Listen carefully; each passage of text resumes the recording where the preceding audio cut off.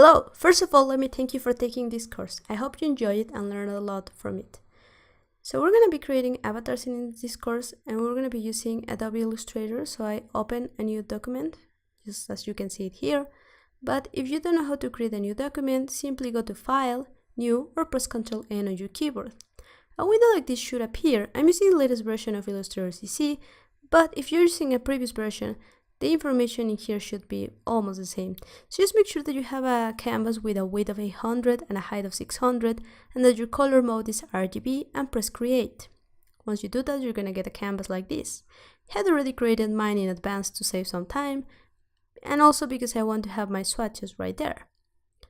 We're going to be creating an avatar of any person that you like. In the case of this example, I'm going to be creating my own avatar, so I'm just going to paste a photo of myself simply by pressing Ctrl-V. I just copy it and just paste it in here. Now we're going to begin working on it and create our first avatar. I'm going to move my photo a little bit using my move tool, and then I'm going to zoom in by pressing Ctrl+, or you could also zoom out pressing Ctrl-. Then you can pan using your spacebar. I'm going to go to my tools panel, and probably by default you're going to see the rectangle tool. But if you click and hold that click, you're going to see the rest of the shape tools right there. One thing that I like to do is click on this little triangle to deattach the window, and that way I can bring it closer to my canvas and access all the shapes in a faster way. I'm going to select the rectangle tool, and then I'm going to make sure that I flip my fill and my stroke, so only my stroke has a color, and I'm going to create the rectangle just by clicking and dragging. Now that I have my rectangle, I can go to my selection tool and see how the shape of my face looks kind of an oval. So I could transform this rectangle and make it different. So first I'm going to pick the pre-selected color that I had here in my swatches, and I'm going to go to my stroke window and change the weight to 5 points. Then I'm going to make sure that both my caps and my corners are rounded, because if not, you see that I have these very sharp corners. That's not what I want. So let's just change it. It's here.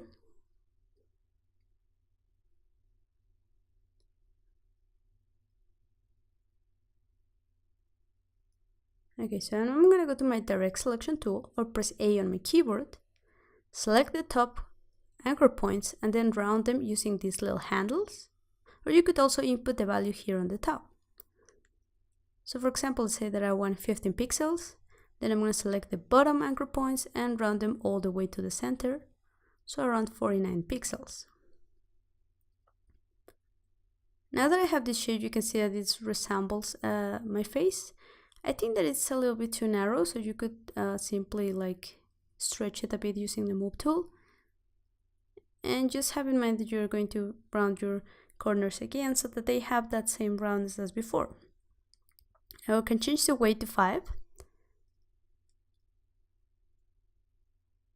And remember that if for some reason you don't see the stroke window, you can go to Window, Stroke, or use the shortcut Ctrl F10, and you will be able to see the stroke window.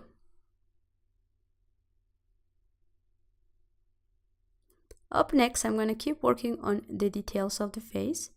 So if you see my face, the first thing that you're going to see are my glasses, because I use glasses. So let's create them using the round rectangle, and let's change the roundness of the rectangle a little bit. I'm going to make sure that they have the same weight, so 5 for now. I'm going to zoom in a little bit, go to my ellipse tool and create one. Now for this ellipse, I don't want it to be like the other that only has a stroke, so I'm just going to swap it, remove the stroke and add a fill. Make sure that all of them have the same weight. Move my eye a little bit, and there I have an eye. Now I'm going to go to my pen tool by pressing P on my keyboard, or you could select the icon on the tools panel and create 3 points like this that are going to resemble a little triangle. Remember that you could always edit them using your direct selection tool, but first I'm going to select them all and change the weight to 4, because I think it's working better. Now I'm going to go to my direct selection tool, press A, and just modify them a little bit. Now that I have one eye, what I can do is go and see how my eyebrow is. So let's move a little bit and you can see how I have that eyebrow. And to create that one, I can use the rectangle tool. So just make a rectangle. And if you have an eyebrow like this, you could just round the corners. But in my case, my eyebrow is a little bit different. So I'm going to undo that. Select with my direct selection tool and make that part a little bit narrow. Now let's select everything and round it a little bit. And now I can swap the fill and stroke and get an eyebrow like this. And you could keep rounding the top part to get a shape like this. So now that we have this part, I can select everything, right click, transform, reflect. A window like this is going to appear. In here you can click to have a little preview and make sure that you are reflecting on your vertical axis and press copy. Now if I move it while pressing shift to constrain the movement on only one axis, I can get something like this. Now I can select everything with my direct selection tool that is on the half and move it with my arrow keys, so just like that, and then center again that middle anchor point. That way I'm going to give my face a little bit more space. Now I'm going to select my pen tool and create a line between the glasses. Now I'm going to select my pen tool again and just make a point here, make another point here, and another one here, again to resemble a rectangle. Let's select the middle anchor point and round it a little bit. Now I'm going to make myself a smile, so just make one point, make another point and click and drag it a little bit. And again, with your direct selection tool, you could refine that line. Next, I'm going to go to my ellipse tool and let's create a circle just by pressing shift. Let's select with our direct selection tool that anchor point and I'll just position it in the right place. I'm going to go to my pen tool and make a little line right there and position it where I want it, just like that. Now I'm going to select that one and again right click, transform, reflect, copy. I'm going to move the ear to the other side, so make sure that you select both of them. And you can do that again because I accidentally deselect them. And move it to the other side. I press shift while I do this, so I constrain the movement on only one direction. Now let's go to our pen tool and you can see how my hair kind of gets divided in two parts. So I can recreate that using my pen tool. So let's just make a point right here and then just a point and drag it a little bit. What you want to do is to kind of draw how my hair is on my photo and how the hair is going to be here on this avatar. This is something that you could apply to any avatar or any character that you're doing.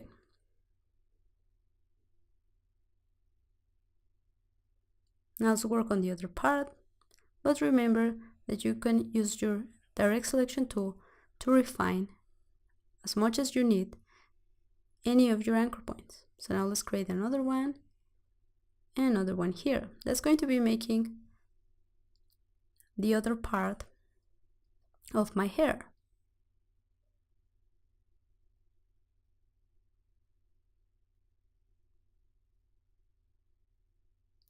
Next, on the photo I have my hair like loose, but I almost always use a ponytail, so I'm gonna do that hairstyle for me. And using the pen tool, I'm gonna recreate what is going to look like a ponytail, so just like that on the side. And I'm gonna adjust a little bit there so I get more space. And I'm gonna select my pen tool and pressing P on my keyboard and make some lines that are going to show that the way my hair is going.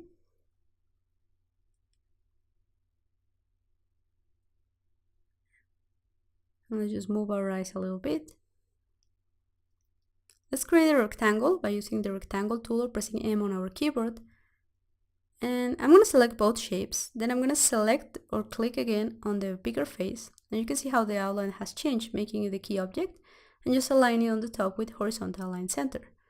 Now I'm going to go around the bottom and all the way to the center. And pressing C on my keyboard or going here where the eraser tool is, you're going to find the scissors tool. Just click on both points where this is intersecting and delete that part because you don't need it. And just like that, we have a neck. Now I'm going to create another rectangle. This one kind of big enough. I'm going to select both shapes, click again on that one to make the key object, and again horizontal align center. Select both anchor points and round them to the center. Just as before, you could do it manually or input the value on the top.